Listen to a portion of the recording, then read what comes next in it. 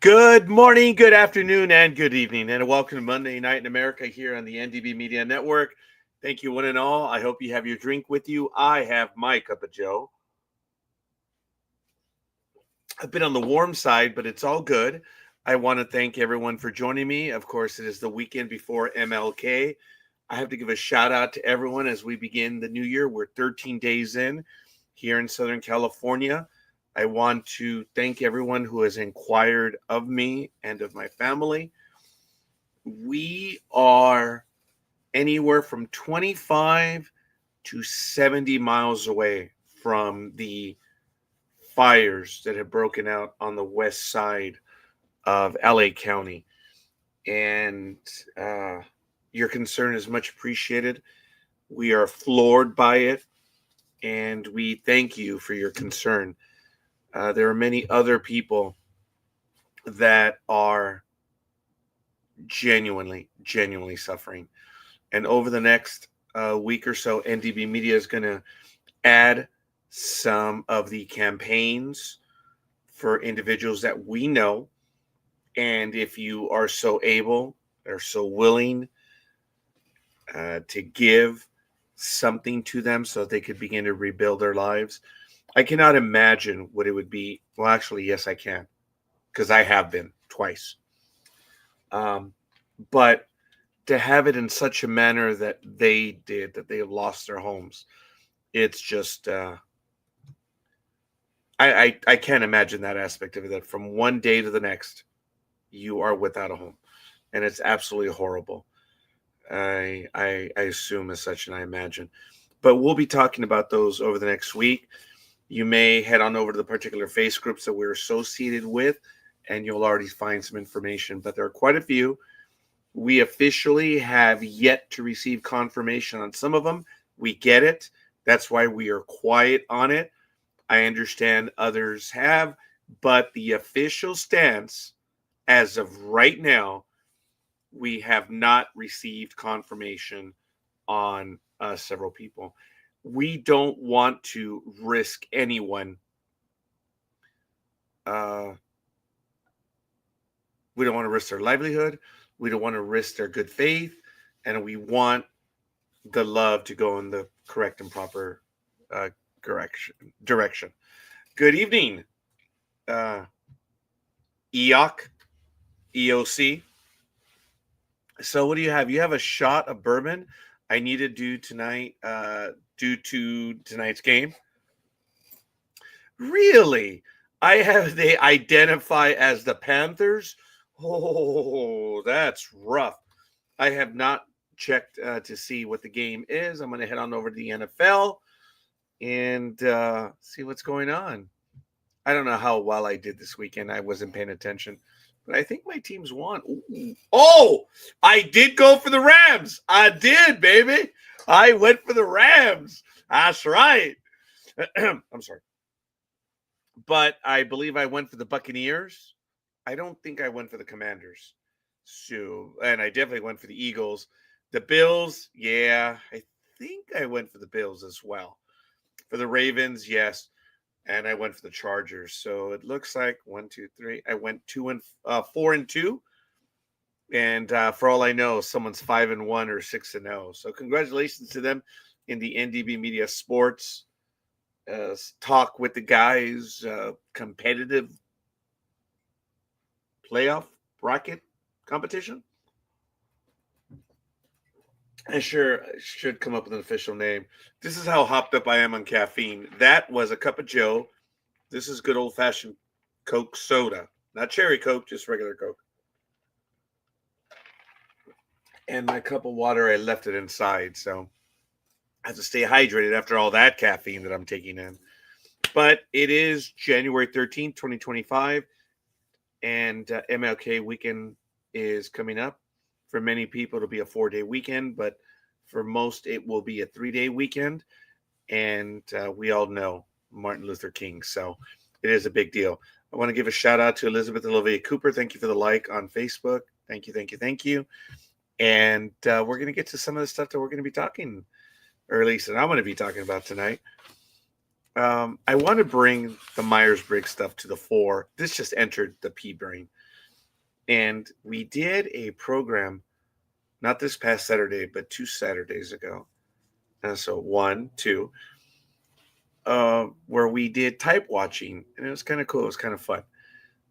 You can go on over. I think it's 16 personalities, which could be a joke in and of itself. 16 personalities. Yep. .com, and you can check out a lot of type watching, and I enjoy it. It's really good. And since I've started talking about it again, I'm bringing it back into my array day tray. So, helping me out a little bit. I'm paying attention to how people are perceiving things, and it is difficult once you realize how people process information. It's both good and bad because you're analyzing and you're trying to maybe soften the way you communicate to the person, and it can be difficult, but it still is fun. It's not taking advantage of the person, but it's trying to measure or moderate the tone of the conversation. So it is what it is. That's how I use the Myers Briggs or type watching, and it has I've benefited from it. So I am an INTJ, as everyone knows. But this is Monday Night America, where it's a current event, newsy type stuff. We fill you full of a lot of stuff. I want to give a shout out to one of the authors, one of the hosts online, Dan Schlossberg, Home Run King, the remarkable record of Hank Aaron. And there it is by Dan Schlossberg. You can check it out on Amazon.com. And Dan is in a picture with Hank Aaron here. Let's see if I can go to it right now. And there it is. That's Dan.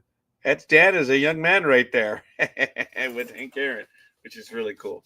But anyway, check that one out. And we're all good. So we're going to get to it, right? One of our first stories that I want to get to is a report that was published on January 8th. And I found the article right now, and it takes place in, I was going to say the Donbass region, but no, that's over in Ukraine. We've known about this item for a short while now, and we now know of a mega fortress that's 3,000 years old and 40 times larger than it was expected. And they did it using AI, they did it using satellites, drones, and many things. Well, I shouldn't say many things. Oh, that was like the Mariano Rivera's of the world. It's called a filler word. And when you have nothing to say, you fill it. And I am against people who use filler words, and I pick it up all the time, and it annoys me to no end. And that is a phrase. When you hear a common phrase used over and over and over, it's because the person has picked it up, and if they're not making a point, they're just saying stuff. They're just parroting what they hear, and oftentimes they don't get it right. But be that as it may, that's Stuck Up Rod speaking. But this article, it's on Gizmodo, and I'm going to go ahead and put it in the chat room as well if you'd like to go there and check it out. It is some really exciting stuff, folks. And it is now in the chat room. I'm going to highlight it right here. Gizmodo, archaeologists discovered 3,000-year-old mega fortress. When archaeologists in Georgia... Hey, dude, what's going on over there?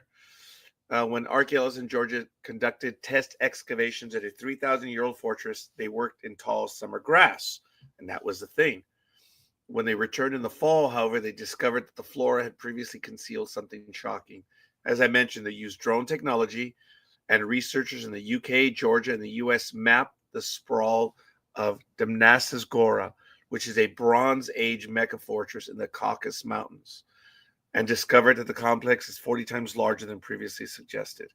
It is absolutely crazy, and we are just now learning of the sheer size of it. And this thing's about 3,000 years old. Wow. That's exciting. This is in the time of the Egyptian Empire. The Romans, no, they were about 750 something BC. And yes, folks, it's BC. Our current way of plotting time, our calendar, it came from, well, you guys know. So that's why I still use BC and I use AD. You can use whatever you want. You want to be enlightened. I acknowledge the people that put the calendar where it is today. Hey, I'm not a revisionist, but I am a historian that does try to learn everything. The use of drones has allowed them to understand the significance of the site and document it in a way that simply wouldn't be possible on the ground. Damnassus Gora isn't just a significant find for the Southern Caucasus region, but has broader significance for the diversity in the structure of large settlements and their formation processes. As you know, the Caucasus region is a geographical area encompassing parts of Russia, Georgia, Azerbaijan, and Armenia, and is an ancient crossroads of many different cultures, including local populations. The large fortress settlements began to develop in the Southern Caucasus region between 1500 and 500 BC. It is absolutely crazy. We've known of it for a little while, but it turns out that it was 40 times larger. And along this, knowing that they're using satellites and they're using drones, I don't know. I'm going to do a search right now that, yeah, you're going to see the stuff that I read. That's Roger's page right there. All the junk that I get. But anyway, satellite use in the Nile region. I saw a report over the last okay, I don't know what I found. Images of satellite use in the Nile region. We know that satellite imagery is able to capture stuff that we do not see right now. They have found it in India, or use of it in India. They have found use of it in Central America, South America, where the satellite imagery is able to go down, I don't know, about 4, 5, maybe 10 feet, maybe even more than that. I do not remember the last time that I saw the report, but in the last 5 years, they have discovered over 1,000 structures in the Nile River Delta alone through the use of satellite technology. Some of the atoms may never, ever be unearthed because they're under buildings, homes, schools, roads, and stuff. But the use of satellites right now has changed absolutely everything. Frank Ramirez? Frank? Ramey? Ramey? Oh my God, Ramey, please tell me. Say it ain't so, Ramey. Frank? They can actually see. Hello, Frank. Oh my God, dude. I miss you, man. They can actually see your eyeball from space and what color your eyes are. Yes, they can. And Frank, I haven't had a chance to speak to you in a while, brother. But ladies and gentlemen, Frank Ramirez. Yeah, I appreciate that, buddy. Frank Ramirez. I met him on Blog Talk Radio, and I said it before, and I said it again. He is the one that I followed on Blog Talk Radio. I saw what he was doing, and I followed him. If your lives are miserable, not because of him, that's because of me. But you can indirectly thank Frank. Oh my God, Frank, dude, I meant to. My God, Frank, please, please. I hope all is going well with you, Frank. Dude, hey, here we go. Dude, I have said it over the years that because of you, I am making people's lives miserable. Dude, I'm so happy that you stopped in.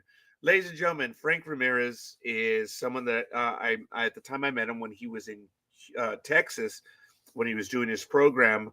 Oh my goodness, hold on. Oh, he did two programs. One he did weekly, which was great. Then he had a sports program as well. But Backstage Radio Lounge. Yes, Backstage Radio, dude.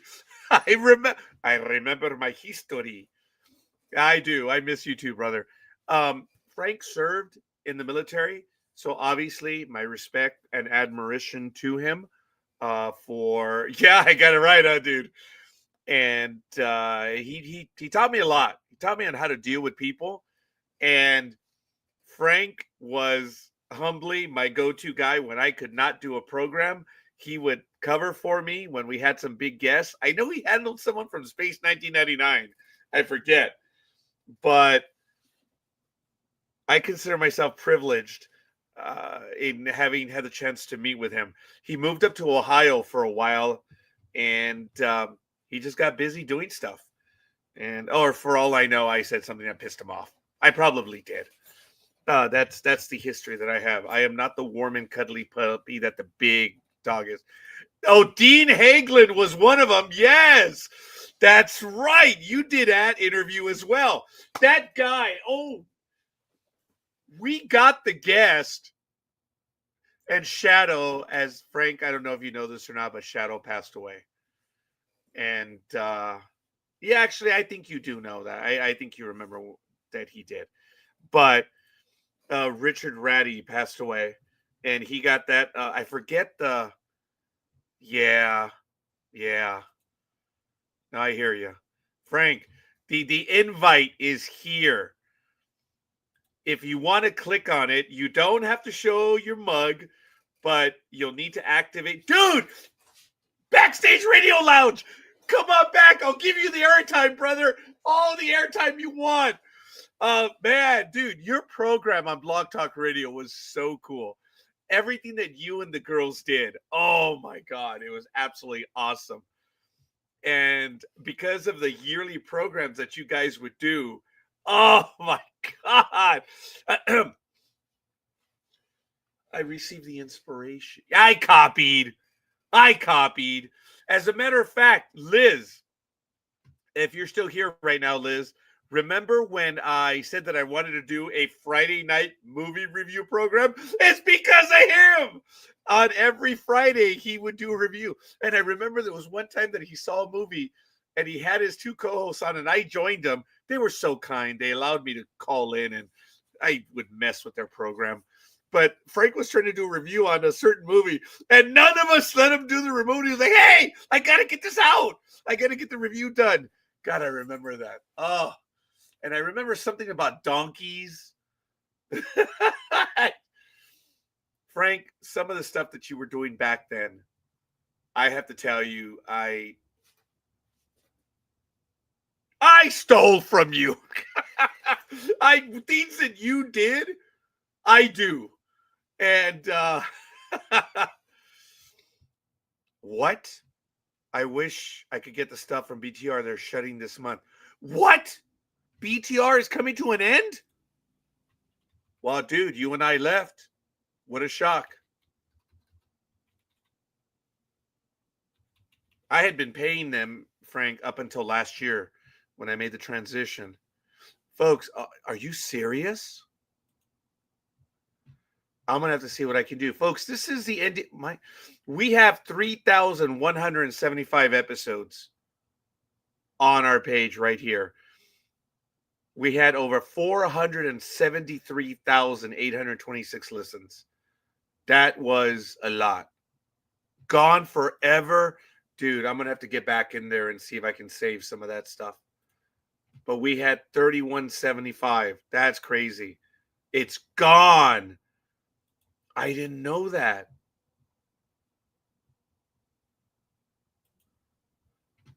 Dude, I'm gonna have to go over there and take a look. Yeah, I can see it. Video killed it. But all kidding aside, Frank, You are more than welcome to do your own thing. If you ever wanted to again, you could always join us. You can join me. We can mess around again. We can be omnipotent again. We could be all powerful again. Okay, wrong program. But Raimi was also a Star Trek fan as well, and also a Star Wars fan. But his Friday programs, well, he did a Monday through Friday program, and they interviewed guests. Actually, one of your co-hosts did a music program which he would interview indie bands. That was good stuff, dude. That was great stuff. And the stuff that you guys, the entertainment that you guys was doing, it was incredible.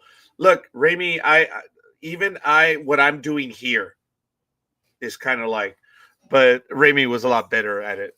See, I do the more professorial stuff. But Frank, thank you, dude. I see you on YouTube. I'm gonna go ahead and follow you over there, brother.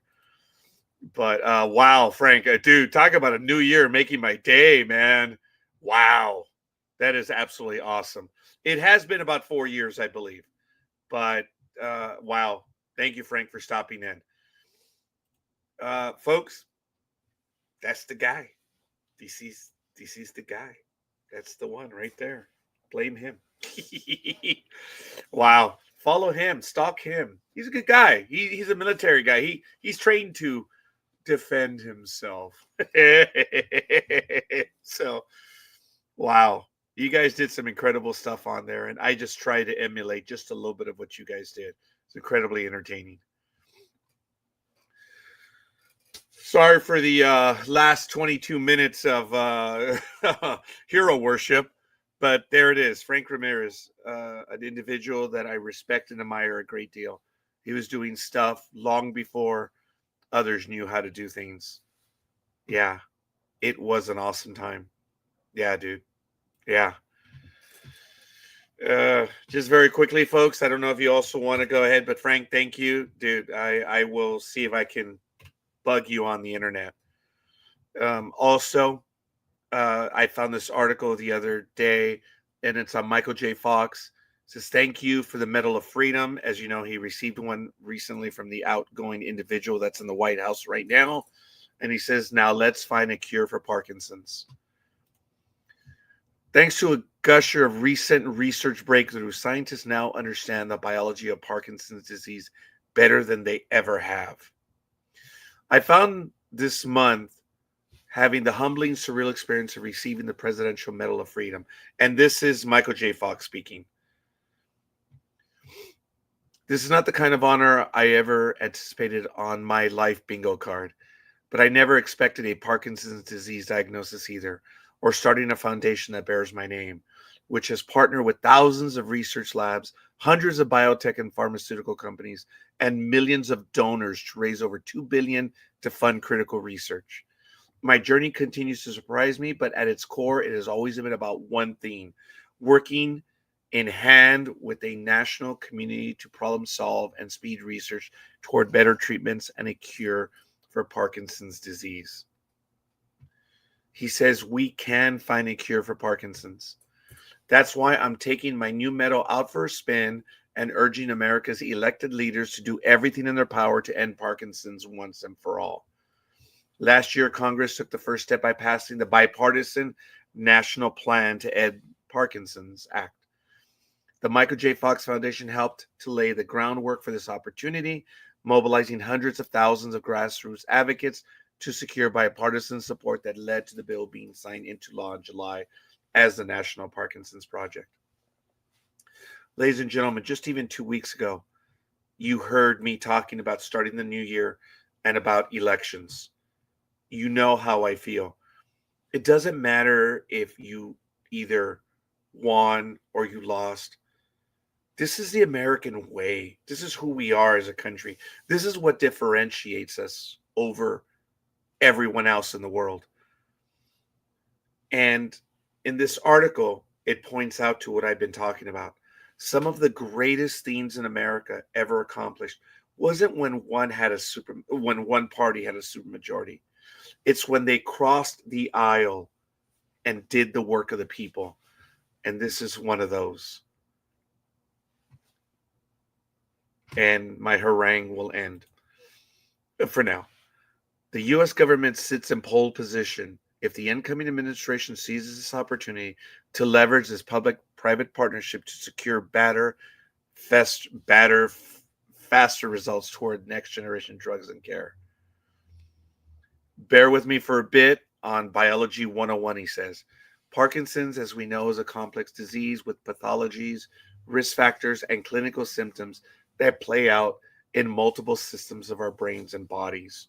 That has made it a challenging disease to research and even harder to live with, as I ought to know, says Michael J. Fox. The current federal approach to Parkinson's reflects this complexity. Government funded Parkinson's research is siloed through multiple federal agencies, including several national institutes of health, the Department of Defense, veterans, and more. It's inefficient, meaning that American taxpayers are funding a massive scientific discovery engine with one hand while progress is held back by the other. Meanwhile, the staggering public health and economic challenge of the disease grows.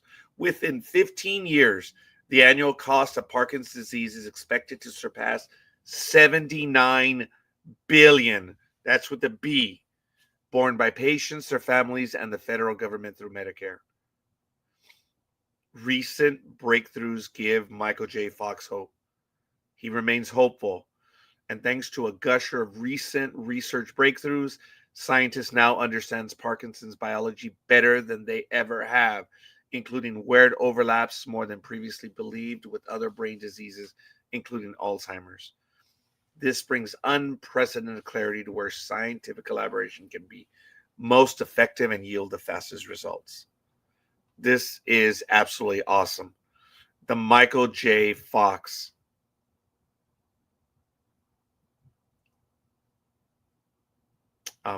Foundation.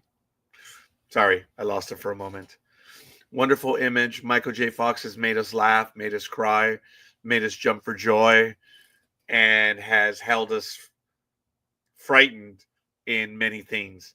And it's really a shame what he is suffering through, but he is not unlike many others. And I am glad that he is taking advantage of this and using this to move forward. This is absolutely awesome. Absolutely awesome. So, it's great.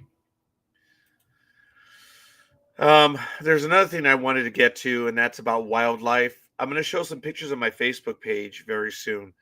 Apparently, something came into my yard over the last few days. I found some scrap in the backyard, and I believe I may have narrowed down what the animal is. I don't want to go ahead and just make up stuff at the moment. This week, I'm going to be certain. I have a zoologist that I know, not a coworker. Would have been nice though. Who's going to come over and actually test out the stuff and to see what it is? But it could be a fanged cat. We'll leave it at that. It's a bit unnerving. I am in a suburb. I'm in the country, yes, but it's still a suburb. And there was an article in the week, what happens to wildlife during a wildfire? This is not a for or against commentary. This is about the wildlife. As we know, Los Angeles is experiencing the worst wildfires in the city's history. As thousands of people are forced to evacuate and many lose homes to the flames, wildlife is also facing deadly consequences. I myself have seen it here in my home. Many animals have rushed through the neighborhood, and some of them have left their markings in the property. So, wow. Plants and animals feel the effects of natural disaster just as humans do, and most will have to go through a similar recovery process. The thing about fires is that fires can regenerate the ground, the land, the trees, the plants. Fires have a way of heating up, and they can stimulate fungi like mushrooms to release spores. Certain plants will seed only after a blaze, and some animals, such as mule deer and black-backed woodpeckers, require burned areas to both eat and nest. That's unfortunate when you think about it, How do they do when there isn't a fire? Fires regenerate. But what is happening in the Palisades, I have not been able to witness this one firsthand due to my health. I haven't been able to go there. I don't want to go there because I think I would just be in the way right now. Look, when there are ads on the internet for private fire people, I mean, come on, man. Let's get real. It's not good right now. Wildlife can escape. Birds can fly away.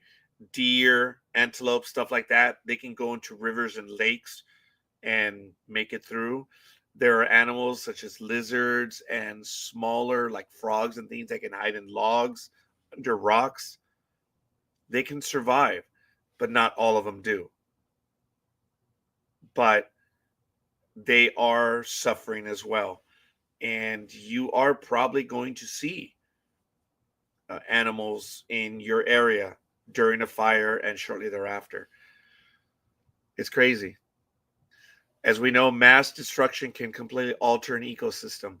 The burns create a new type of habitat, usually open areas where dense forests used to be, that are quickly colonized by grasses and shrubs. Because of this, invasive species can set up camp before the native species get a chance to recover and regrow in the area, permanently changing the ecosystem. So, what about the future? Wildfires are naturally occurring.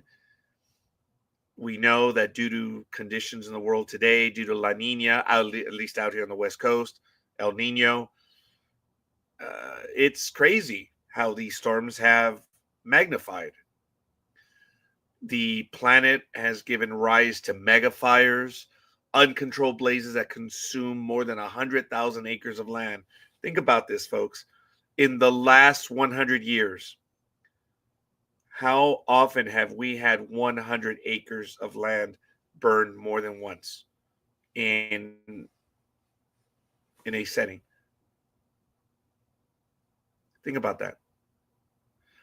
Wildfire season in California used to be 5 months. It's now almost all year. That's crazy. It's unbelievable.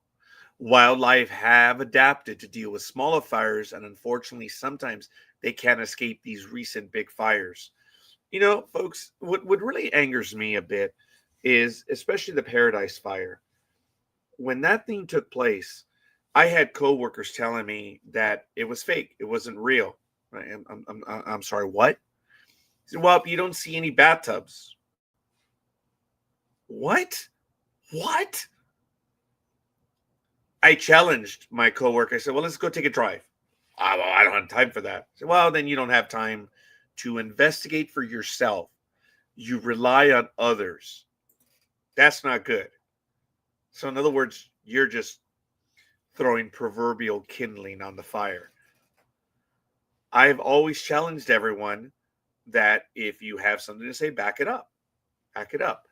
But the Paradise Fire was a frightening, frightening disaster. Many people died. I believe over 56 people died. And it was one of the largest fires in the history of California. I forget how many hundreds of thousands of acres. And it was horrid what happened. Things are changing, and it's changing in front of us right now, and animals are affected. And not to say that animals are superior or less than human beings, is that they're suffering as well. I have seen that. Well, I've seen proof of them being in my backyard. They may be in yours as well. Just pay attention. Go outside with the bat. Go outside with the broom. You never know. Just don't engage them. Understand that they're just as frightened as many of us. There's another article that I saw that I wanted to talk about. And the question is, what went wrong with Nissan? I can tell you what went wrong with Nissan. They started making a whole bunch of cruddy stuff. I kid, of course. No, they didn't. Nissan had a money crunch. Toyota, Honda were beating them to the punch. And at one time, the Japanese auto industry was the ascendant company or industry. I remember in the 1980s, the Buy American argument was a little bit in the 70s and the 80s. I remember that. The sentiment, the anti Japanese sentiment was extreme. Buy American. Hey, I agree. I'm all for it. The Japanese were rather shrewd. And I've made this argument with several people. And I've learned that you cannot have a conversation with them because it's not Mike made right or this is correct because no, it's they're right. They don't care to listen. They don't care to have a conversation. They're just going to throw it on there. They're going to make a mess because that's what they want to do. I have a seminarian brother that is against Japanese cars. And anytime he sees a car, he refers to it as the Emperor's carriage. So, what are you talking about? That car's made here in Tennessee or Alabama or wherever. He says, but it still lines the Emperor's pockets.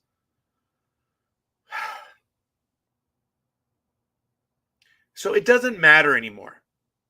The argument was Buy American.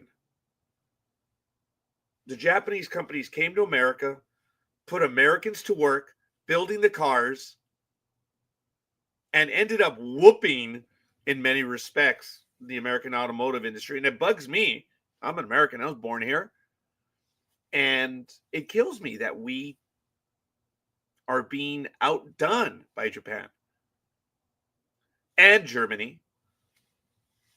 And knowing that Japan came over to put Americans to work, that's a good thing.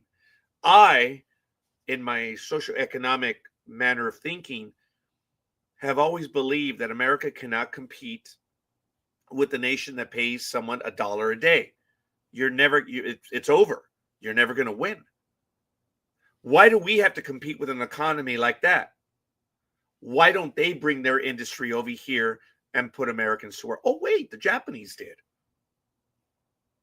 Wow, fourth largest economy in the world. And yet they have Americans building. Yes, a lot of them are not union, but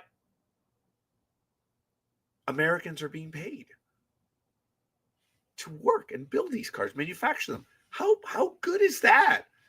And the ignorant seminary brother that I have, because he is ignorant, it doesn't matter to him. If he says something, you answer him, then it's something else, and then it's something else, and then it's something else. He is one of those individuals that yells at the rain because it's raining. There's nothing you can do with a person like that. But again, off of my soapbox, what went wrong at Nissan? And apparently there are talks between Honda and Nissan. I find this sad because I own several Nissans, much to my shock. I have a Versa, I have a Maxima, and I'm presently driving a Sentra right now, which once the lease is over, I have a lease. I like that little car. But in a few days, I'm done. I'm done with that car. It was a 2024. It was a very short lease. I'm really happy with it. And I'm going to be giving it up very, very soon, the car. It's all right. And it's a nice little car. As I mentioned, the Japanese car industry was ascendant. Now it appears ready to consolidate in the face of challenges from Chinese EV makers like BYD. Nissan and Honda are in talks for a possible merger. The two companies are looking to combine resources in order to remain competitive in the face of China's powerhouse auto industry. The need is particularly acute for Nissan, which saw its strategic alliance with French automaker Renault collapse in the wake of the COVID-19 pandemic. It left Nissan in desperate need of a larger merger partner. I know that Nissan was working with Ford for a while. I believe Mazda was working with Ford for a while. When I purchased my 1989 Ford Probe LX, oh, that was a beautiful car. It had a Mazda engine, what was the part. I think it was a Mitsubishi, some part having to do with the ignition. I forget. And it carries the charge. I forget what it is. But Ford or Chevrolet was with Nissan. Or, I'm sorry, with Toyota. Ford was with Nissan, I believe, and a little bit with Mazda. They actually owned a significant portion of Mazda. And Chrysler had hooked up with Mitsubishi. So there were strategic alliances, which were great. They were coming out with some great cars, man. It's absolutely awesome. Nissan was once the symbol of Japan's car making prowess. In recent years, it has stumbled, and it has. The company has been slower than rivals in refreshing its lineup. It has fallen behind in the race to build electric vehicles.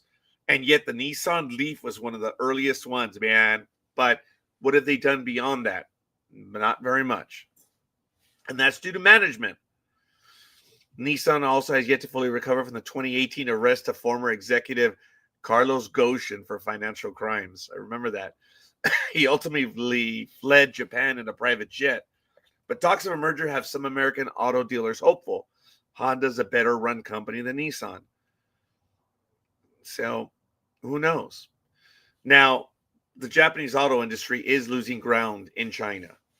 The Honda Nissan talks are a sign of the existential threat of Chinese EVs to Japan. Now, I don't know if you know this, but Japan is all in on the hydrogen design of vehicle. And maybe we'll talk about that in a future episode. I'll have to make a note of that. Otherwise, I'm going to forget. Let me see. Hold on. Japanese or Japan. Ooh. Hydrogen. Auto. Okay, that'll be enough for me. Sorry. And I put it on a note, on a post-it. I'm going to forget why I wrote that. Okay, here we go. Monday Night in America.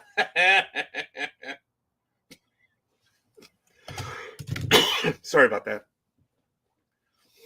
Kantaro Komiya and Yoshifumi Takamoto said at Reuters that both companies have lost ground in China as BYD and other domestic car makers capture the rising market. That's not just bad for Honda and Nissan. It's a threat to the Japanese car industry, which is the strongest sector and the world's fourth largest economy. If the auto industry doesn't improve, then the whole of Japanese manufacturing will not get better. So that is significant. The challenge, car maker mergers often falter. Yes, they do. 1998 merger of Chrysler and Daimler. Saw all the problems with that. That was not good. Ford took over several companies, gutted them, and sold them off. I know that there was a high-end English auto company. It's not a Sterling, but it was a car that I wanted to get too. It was English. James Bond would drive the vehicle. Not Aston Martin, but I believe they did own Aston Martin for a while as well. But I'm trying to remember. They had like Panthers, Cougars, names like that of vehicles. I don't remember what it is right now. But, American auto companies, yeah. Ford actually kept Mazda afloat for a little while because I think they owned 25 to 33% of Mazda, which was good for Mazda at the time. But they say a merger, should it take place, won't be a magic fix for either company. Frank, Nissan would not be in trouble for not the financial crime. They had a sturdy line and strong cars until that. Appreciate that, Frank. I would have to agree with you. As one who would go to dealerships from time to time, I would check out the Nissan line. And I had looked to purchase several Nissans. Look, I'm Latin, man. Toyota, Ford. I've had Fords my entire life. I've had Toyotas my entire life. And all of a sudden, I own 3 Nissans. Actually, I was up to 4. I had 2 Maximas, an 88. Oh, okay. Well, we won't get into that. And I now have a 2014 Maxima. I also have a 2014 Nissan Versa. Rami, I ran that Versa into the ground. It has 200,000 miles. I'm having engine issues with it right now. And at 200,000 miles, dude, the frame, the body, the AC. Oh, man. it got a recharge on the AC. I think right before COVID or maybe during COVID, and I love that car. That car's not dead. I'm gonna have to put an engine in it. If it weren't for Honda, I probably would have went Nissan. But I love your Honda. What Honda do you drive? And I think you drove a Honda when we first met back in 2008. Wow, dude. 2008. Ramey, 2024, 2008. 16 years. 16 years. Oh, the GMC pickup, though. Yes. Ramey, when I went up to Alaska in 2022 and I was up there for 9 days, changed my life, brother. In April, I set everything up through Alaska Airlines, the reservation of the vehicle, and the flight, obviously. Guys, it cost me $299 round trip in April. Are you kidding me? So when I arrived, there was something wrong with my reservation, which was crazy. Apparently, it was 23 and a half hours before. Dude, where were we in 2014? You got that's a nice truck, by the way, the GMC Sierra. My brother, Lewis, Ramey, I don't know if you remember my brother, Lewis. He passed away in July. I think he had joined our program a few times. Remember, he would talk about camping. But anyway, he passed away in July 7th. Anyway, I believe you did know my brother. He would visit some of your programs as well. He was one of four on Blog Talk Radio. But anyway, what was I saying? Oh, when I went to Alaska. So, I was supposed to get a sedan, but they didn't have any sedans. So I'm like, oh my God, what do you have? I only have trucks. Ramey, you're old enough to remember the $59.95 specials from Toyota in the 80s. Remember those? $59.95. They had 5 years of the little Toyota pickup truck. The 4 or 5 speed, I think it was a 4-speed Toyota. I thought that's what I was going to get. They're like, here's your key. And had a little stupid little notch. It looked like a cross, whatever, blah, blah, blah. Yeah, you remember that, don't you? Dude, those were cool little cars or trucks. So I'm figuring I'm going to get a 4-speed on vacation. I go out to the parking lot over there at Ted Stevens Airport, and I find the spot. Ramey, it was a 2022 Chrysler or Dodge 1500 twin cat, the big one, the one where you could live in it with 4 doors. Oh my God, Ramey, I put 1,800 miles on that car. Oh, dude, I went up to Harp. Dude, oh man, there's so many things I got to share with you, buddy. I went up to the Harp facility. I even did a live FaceTime from Harp. Dude, I've done a few things, man. Anyway, I went up there and I put 1,800 miles on that truck, dude. It wasn't new after I was done with it, but I do apologize.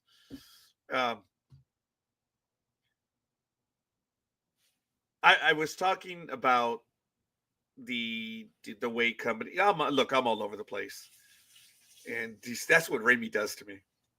I miss you, brother. I really do. And I understand you're busy. I understand stuff. I understand life. I get it. But you're on YouTube, brother. I'm going to do my best to make contact via that. Well, dude, I probably still have your phone number, man. Oh my God.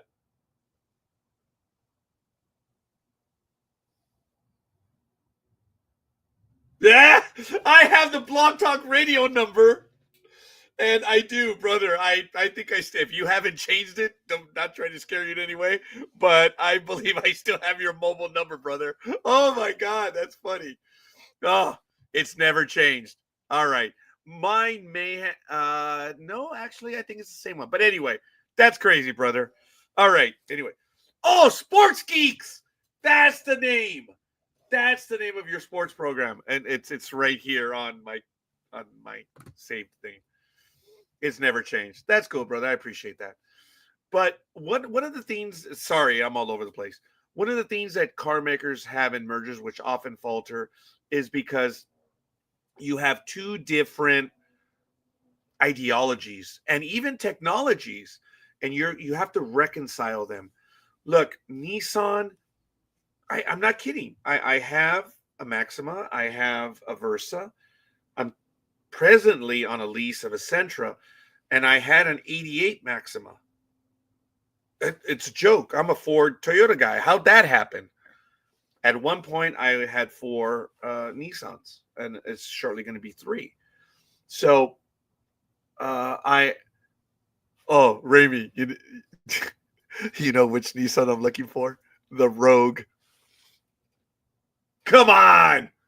Just like I drove a Voyager minivan, I have to get a Rogue, and I haven't been able to get one lately. But we'll see. Who knows?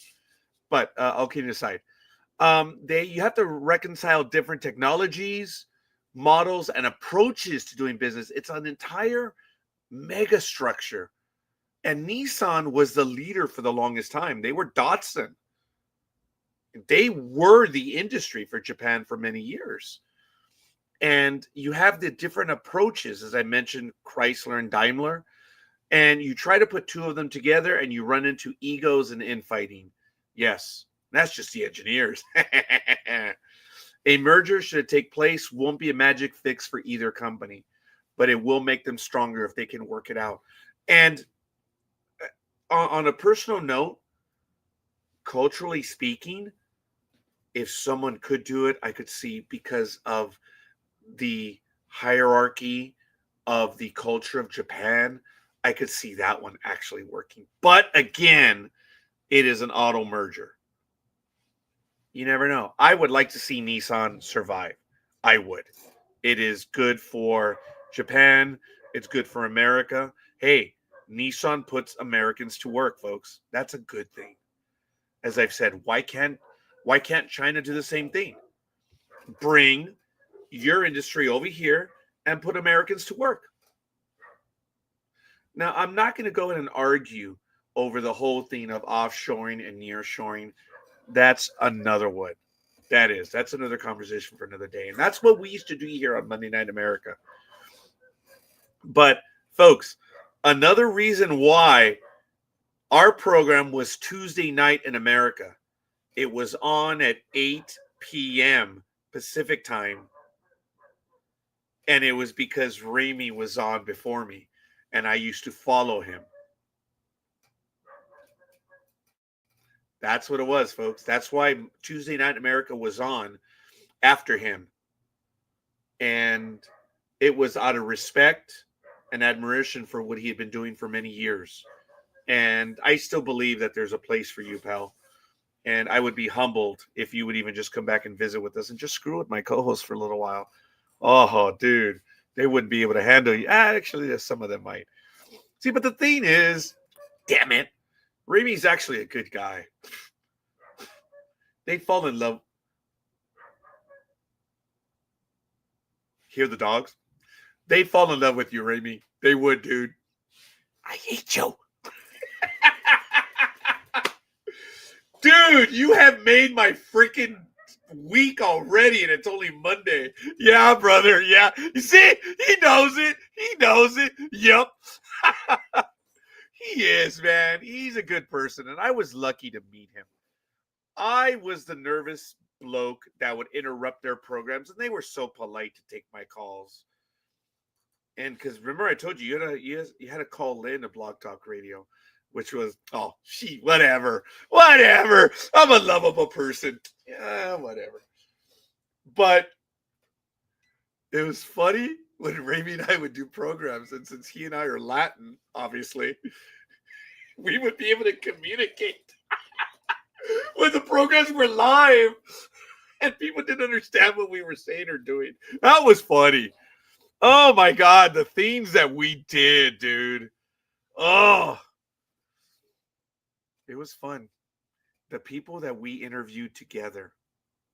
It was fun, dude. I remember Mr. Hagelin, yes. But I think you also did a someone from Space 1999. I think it was Maya. I don't think I was in on that one, but I couldn't do the interview and I asked you to do it. So, yeah. Dude, you were in on quite a few of them early on too. I got to save those ones on Blog Talk Radio before it's gone. How sad. I didn't know Blog Talk Radio was leaving. I ended the account, Ramey, I think in April and May of last year. I was still paying it. I guess I was the only one still paying the bill. Wow.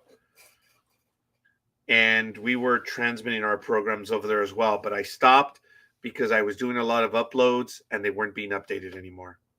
That was unnerving, and it ugh. So I got to talk to them and find out how they. Yes, yes, yep, yeah. She was cool, man. She was. God, Ramey, all the stuff that we did. Oh, dude.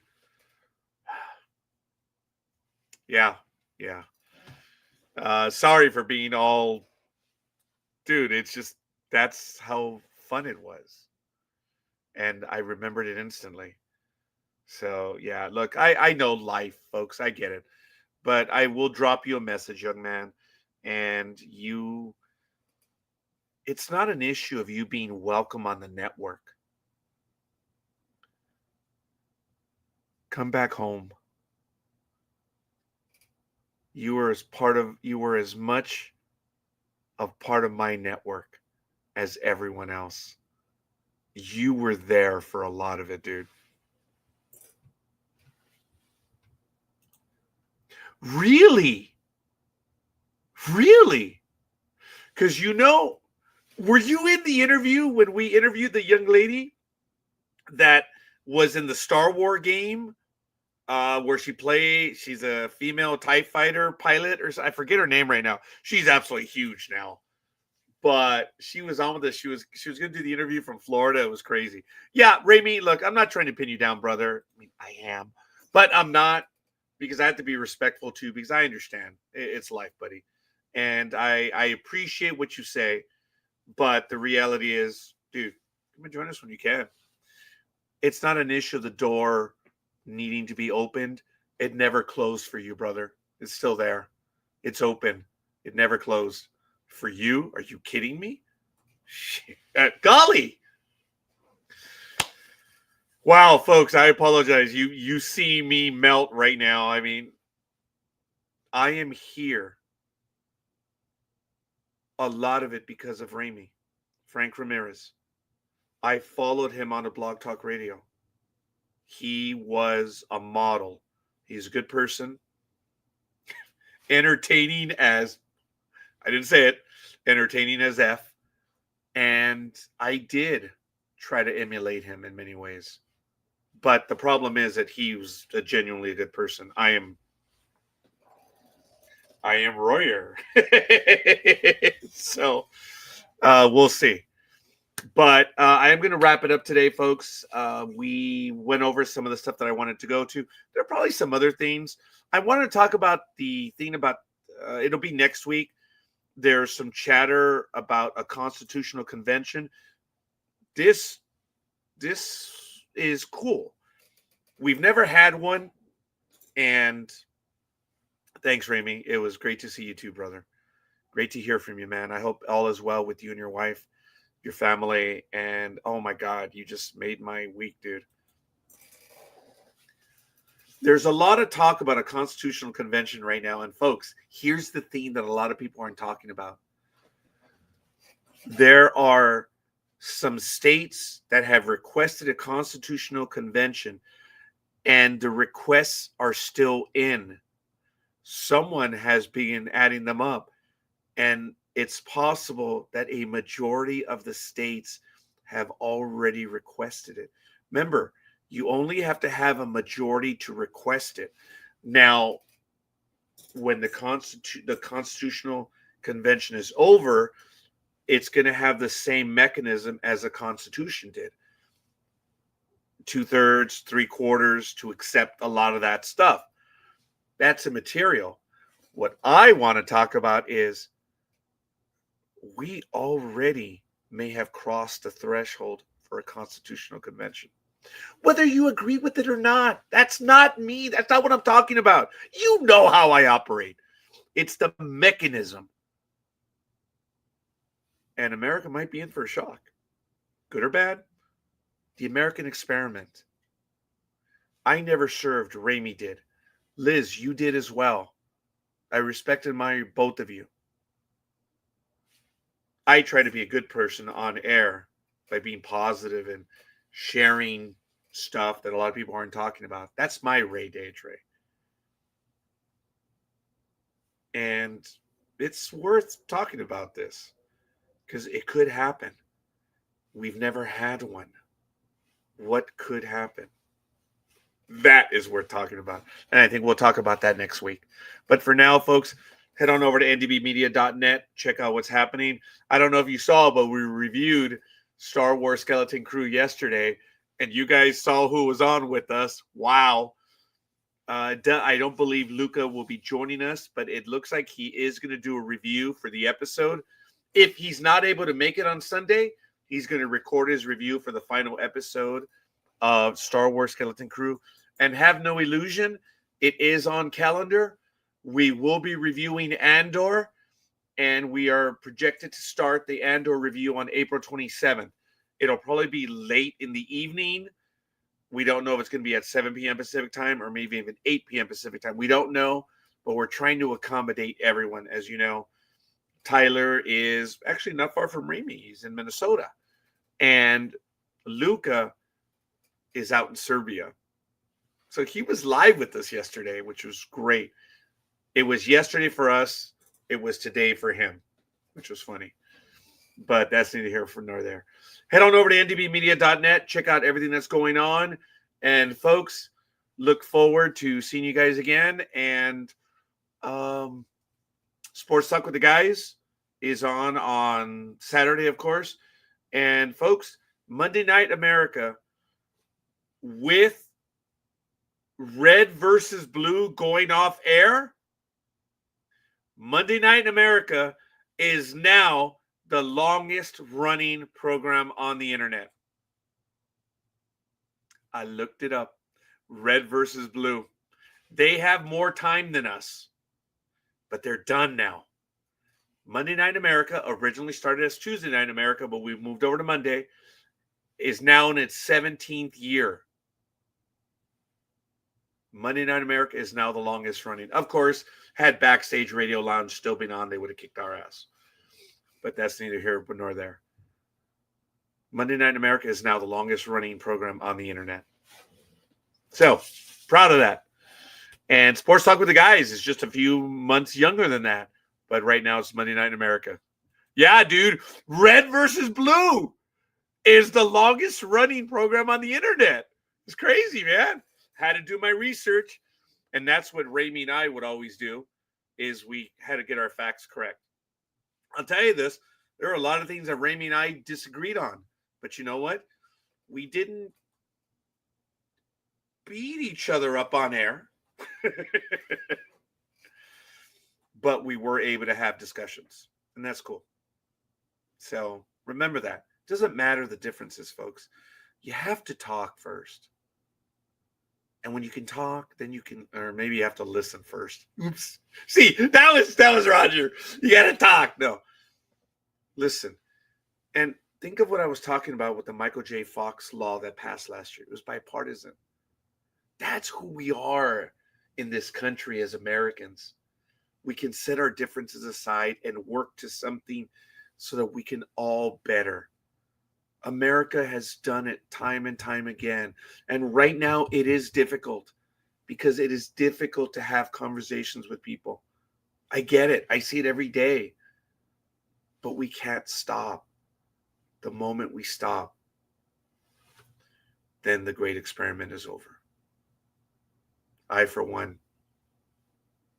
And that's why I'm here tonight. So I love you all, guys. I appreciate it. And we'll be talking some more. Thanks for that, Elizabeth. It was a lot of fun. Yeah, he is knowledgeable. He's a huge fan. And he will be joining us for Andor as well. So, folks, you know how it is. Go ahead and contact us at ndbmedia.net. Check us out, see what's going on. And BSR Lounge has a nice ring to it. We'll see you guys. Peace always. Be cool, be nice, and remember, we're all in this together. See ya.